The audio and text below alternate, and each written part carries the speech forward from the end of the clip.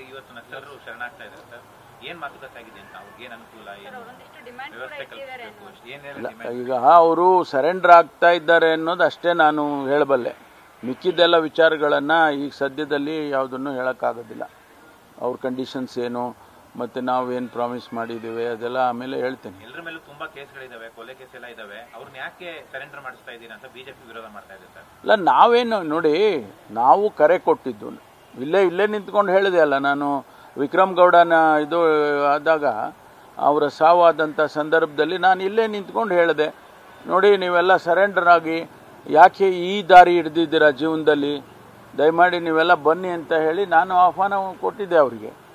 ಅದೇ ರೀತಿ ನಮ್ಮ ಇಲಾಖೆಯಿಂದ ANFನವರು ಕೆಲಸ ಮಾಡಿದ್ದಾರೆ. ಹಿರಿಯ ಅಧಿಕಾರಿಗಳು, ಕಿರಿಯ ಅಧಿಕಾರಿಗಳು ಎಲ್ಲರೂ ಕೂಡ ಯಾಕಪ್ಪ ನೀವು ಅಲ್ಲಿ ಕಾಡಲ್ಲಿ ಇದ್ಕೊಂಡು ಈ ರೀತಿ ಜೀವನ ನಡೆಸ್ತಾ ಇದ್ದೀರಾ, ಬಂದ್ಬಿಡಿ, ನೀವು ಸಮಾಜದ ಮುಖ್ಯವಾಹಿನಿನಲ್ಲಿ ಇರಿ ನೀವು ಅಂತ ಹೇಳಿ ಕರೆದಿದ್ದಾರೆ. ಈಗ ಅವ್ರ ಮೇಲೆ ಕೇಸ್ಗಳಿದೆ ನಿಜ. ಅದನ್ನು ಯಾವ ರೀತಿ ಅವರು ಸರೆಂಡರ್ ಆದಮೇಲೆ ಯಾವ ರೀತಿ ಕೇಸ್ಗಳ ಬಗ್ಗೆ ಚರ್ಚೆ ಮಾಡಬೇಕು, ಅದಕ್ಕೆ ಕಾನೂನಿನಲ್ಲಿ ಏನು ಅವಕಾಶ ಇದೆ ಅದನ್ನು ನೋಡ್ತೇವೆ. ಇನ್ನೊಂದು ಗುತ್ತಿಗೆದಾರ ಸಂಘ ಗಂಭೀರ ಆರೋಪ ಮಾಡಿದೆ ಸರ್.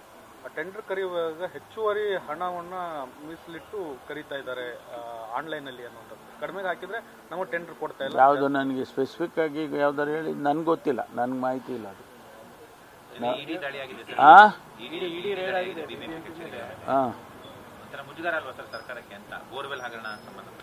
ಅಲ್ಲ, ಅವರು ಇಡಿನವರು ನಮ್ಮನ್ನು ಕೇಳಿ ಏನು ದಾಳಿ ಮಾಡಲ್ಲ. ಇದು ತಮಗೆ ಗೊತ್ತಿದೆ, ಸುಮಾರು ವರ್ಷಗಳಿಂದ ಇದು ನಡೀತಾ ಇದೆ, ನಡ್ಕೊಂಡು ಬರ್ತಾ ಇದೆ. ಯಾವ ಉದ್ದೇಶಕ್ಕೆ ಅವ್ರು ಮಾಡಿದ್ದಾರೆ ಗೊತ್ತಿಲ್ಲ ನನಗೆ.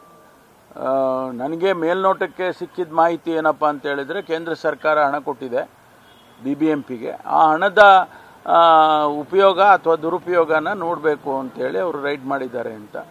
ಅದರಲ್ಲಿ ಏನು ಮಾಹಿತಿ ಸಿಕ್ಕಿದೆ ಅವ್ರದ್ದು ನಮಗೇನು ಗೊತ್ತಿಲ್ಲ ಅದು.